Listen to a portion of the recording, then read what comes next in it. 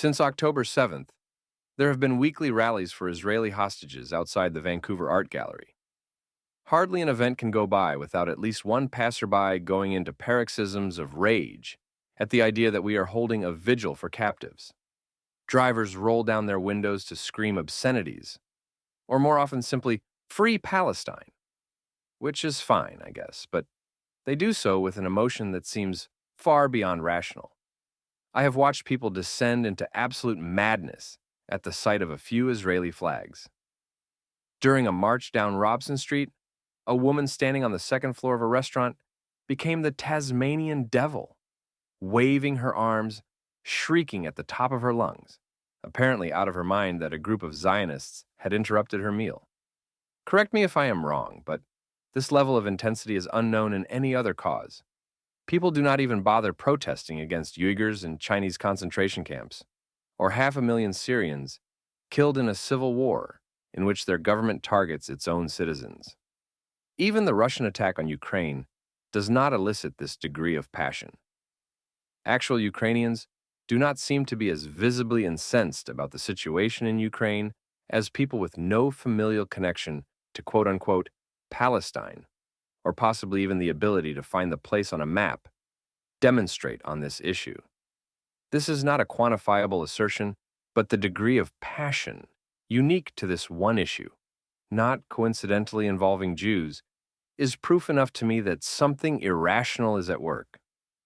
The closest parallel to this manic obsession I can recall in my rather long history of activism is the unhinged hysteria of anti-gay activists of a few decades ago. Even then, though, the religious fundamentalists and political extremists who seemed so threatened by my identity and existence did so from a theological or ideological foundation. Looking into their eyes, I could see a modicum of sincerity. That's not what I see in the eyes of pro-Palestinian activists.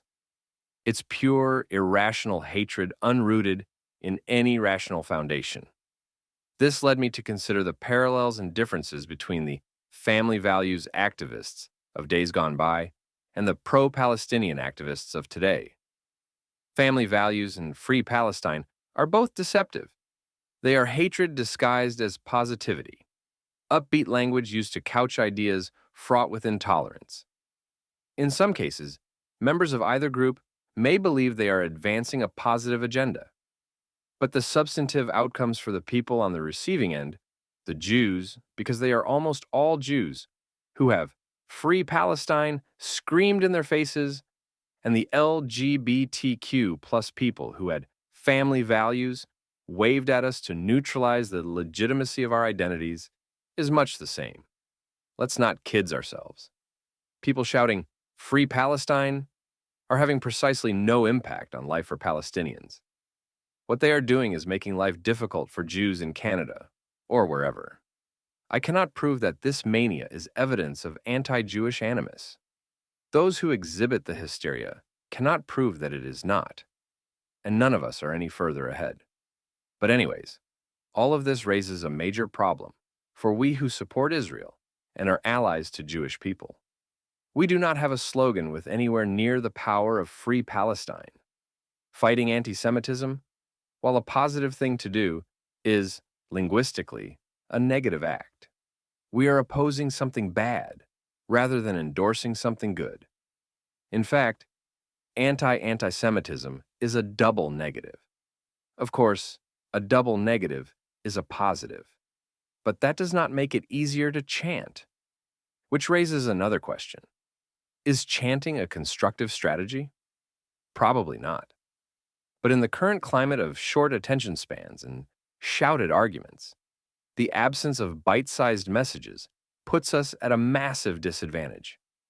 The most infuriating thing is that the Free Palestine chant, while so succinct, is profoundly disingenuous. An independent Palestine would almost certainly be among the least free places on earth. A snappy slogan that is a lie is still a snappy slogan. Likewise with a bunch of the other lies and deceitful lines the anti-Israel crowd employs. End the occupation now is a snappy slogan that denies the reality of the conflict. The occupation exists because of Palestinian violence, not the other way around. When Israelis believe Palestinians are prepared to live in peace, the occupation will end. Until then, no peace, no quote-unquote Palestine. So their chant is directly counterproductive. Of course, they do not care, because being constructive is not their goal. Their goal is denouncing Israel. Apartheid, ethnic cleansing, genocide.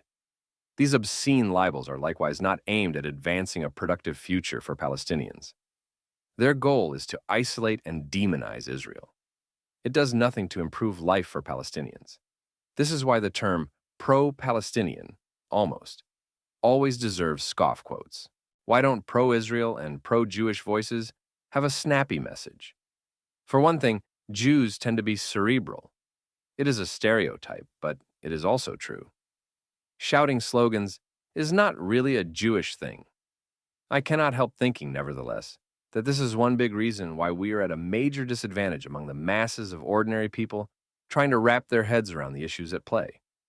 They scream, "Free Palestine," and we say, well, it's sort of complex. In the time of Abraham, ... While I do not have an easy answer to the problem we pro-Israel voices face, I do have a corrective for one of our core messaging errors. I frequently hear Jewish friends say they were made to feel uncomfortable or unsafe by a pro-Palestinian event or some pro-Palestinian sticker, graffiti, or social media post. At the risk of adding burden to friends who are already under attack, I think we need to ask them to be clear. If the situation that made our Jewish friends uncomfortable was actually pro-Palestinian, they probably would not have been uncomfortable. It is a problem because it is not pro-Palestinian. It is anti-Israel. And even if it is not anti-Semitic, it is probably an unsafe place for Zionists, which makes it an unsafe place for probably 90% of Jews. So it amounts to the same damn thing.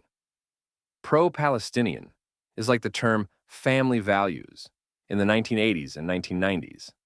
It sounds harmless, but family values was a bludgeon to attack LGBTQ plus people and others who did not fit the narrow definitions of what these people thought a family should be.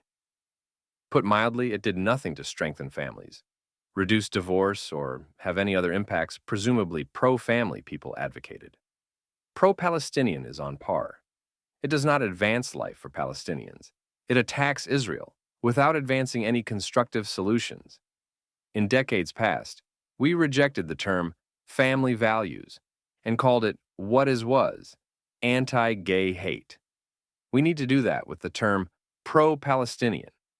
When we say we were made uncomfortable or unsafe by pro-Palestinian expressions, it makes us sound intolerant. They are the intolerant ones. If they weren't, we would not feel uncomfortable or unsafe, right? While I cogitate on coming up with snappy slogans, let's all take a good first step. Stop calling them pro-Palestinian. They are anti-Israel.